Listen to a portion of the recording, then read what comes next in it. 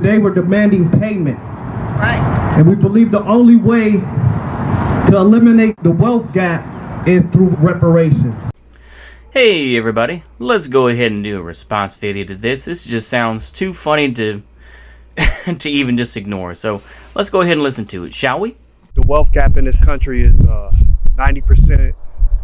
Whites have 90% of the wealth, blacks have 2.9% of the wealth. So the only real way to close the wealth gap is by paying reparations. The slave owners were given reparations when they released their slaves. So we feel it's important that the American descendants of slavery who built this country be compensated for slavery. Did I mention this is being done in Minnesota, a state that didn't allow slavery apart from places like Fort Snelling, which included the famous Dred Scott case? Not only my great-grandma was a slave.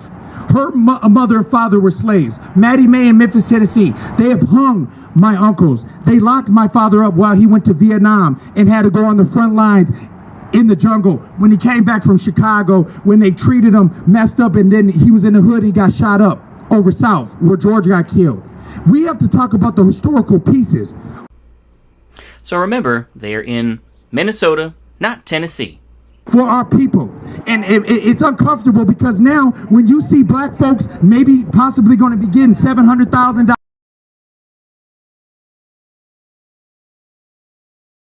a piece, and when you're getting a Cadillac Escalade that they demonized us with all the time, and now it's an $80,000 truck and it's free warranty, and then we got our big old houses, and now we got our own water, because guess what I'm doing?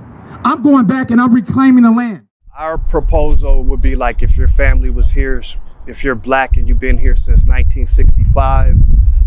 I was going to put a graphic in for the 1965 Immigration Act, but according to what I've read, is that apparently some of this is like within 10 years of a time frame, I think. And so this idea, of course, going back to 1965, this and that, and how are they going to review that? Are they going to look at tax returns, or what are they going to do?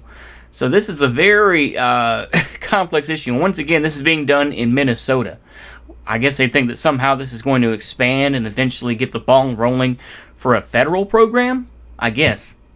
Like if your family went through sharecropping, Jim Crow, the lynching period, redlining and redistricting, those type of things would be the determinant. It also is going to deal with police brutality, fixing our criminal injustice system, addressing medical issues, addressing the business component. So the St. Paul Recovery Act will put taxes on menthol, cigarette. It would start with like all tobacco products. Then there would be a fund, and that money would be put into the reparations, the St. Paul Recovery Act.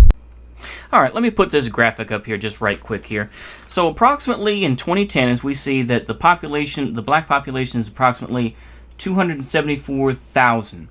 So given with the current rates and everything like that, you're looking at maybe, what, 300,000, maybe 310,000? That's a big assumption. I know I'm not a statistician or anything like that, but it seems to me that for this small amount of folks that you're going to be asking for, I mean, this dude's throwing out numbers and, here we go, ay. Distributed to the American descendants of slavery.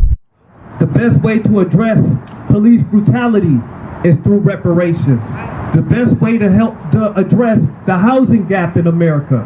50% of the people who are homeless in America are descendants of. Number one, I would love to see a source about the actual rates of homelessness and, you know, all those types of things. Also, of course, he talks about autos. And of course, autos, it seemed a lot by the left wing, they've exposed this as being a right-wing plot. And that people like Yvette Carnell, who uses, are seen as, you know, people who are basically just Trump supporters. So there you go. Leave that there, I guess. Slavery. The health gap in America. African Americans were experimented on during slavery. And we still see this economic injustice today. We feel the best way to address universal healthcare is wonderful, a beautiful concept, but it does not address the historical injustices in America's healthcare system. Universal healthcare is a great concept and I believe in it, but it will not address the historical trauma that black women went through.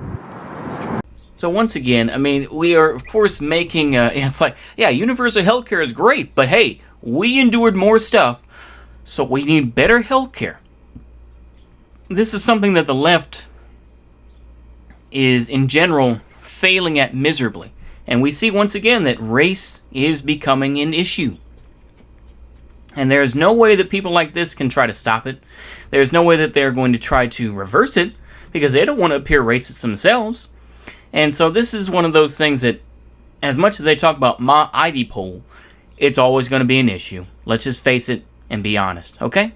By being experimented on during slavery, or the sterilization projects that took place, or the Tuskegee experiments that took place.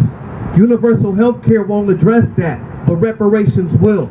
St. Paul has has some of the worst disparities in the country when it's dealing with education, when it's dealing with housing, when it's dealing with medical, when it's dealing with unemployment. St. Paul itself or Ramsey County did an anti-racism study which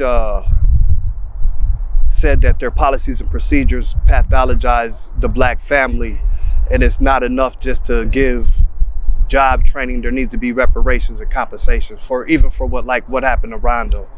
Okay, you can tell by this point, of course, that this was a video that was uploaded by Unicorn Riot, but was deleted by them. They already turned off the comments. The like to dislike ratio was completely BTFO'd. I don't know if Unicorn Riot will come after me for posting this, but nonetheless, I mean, once again, it's just like, oh, well, once again, it's like job training isn't enough. You have to give us money now. But the thing is, this is once again the idea that, if the economy falls apart, then what the hell's that money going to do for you? But that's just me. Go ahead. Was similar to what happened in places like Tulsa, Oklahoma, and Rosewood. The murder of George Floyd, like we were saying, his family had 500 acres taken from him, taken from his great-grandfather. A lot of wealth in America is built off generational wealth. So when housing and property or businesses are passed down from one generation to another, that creates generational wealth. Okay, one last comment here that I should make before before this video ends here is just how ridiculous it is. If things actually fell apart in this country, you think that black folks are going to automatically take charge of certain areas? You can talk about generation wealth all day, but it's like there are going to be other people that are going to want that land. And once again, there's going to be so much coping, you're going to have other people to blame. So this is really just a complete non-point, at least in my opinion.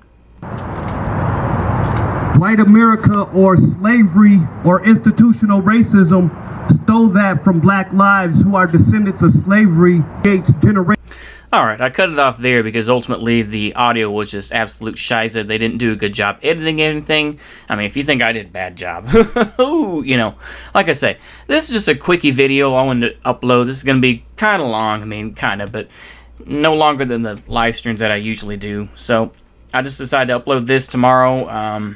The free 20-hour thing will start back over again. So I'll be able to just do the streams. But I figure I'd just do this in between. Like I say, this is maybe me getting back into doing the book readings and everything else like that. So I hope y'all stick around, and I hope y'all enjoy. And like I say, I'll just say this too, is I didn't probably research this as well as I should have, but I think that this just this is one of the most ridiculous things. You're going to go in a state that bans slavery, that black folks are only 5% of the population of, roughly speaking, the state of Minnesota, they are only 5% of the population. And then somehow you're going to be asking for, money because of it. And it's just, there's a lot of weird things because they know they can't get this through in other states. and they're trying to be sneaky and trying to go through here and trying to keep the ball rolling. But yeah, I think with that being said, I hope you'll have a good day, and see you later. Bye-bye.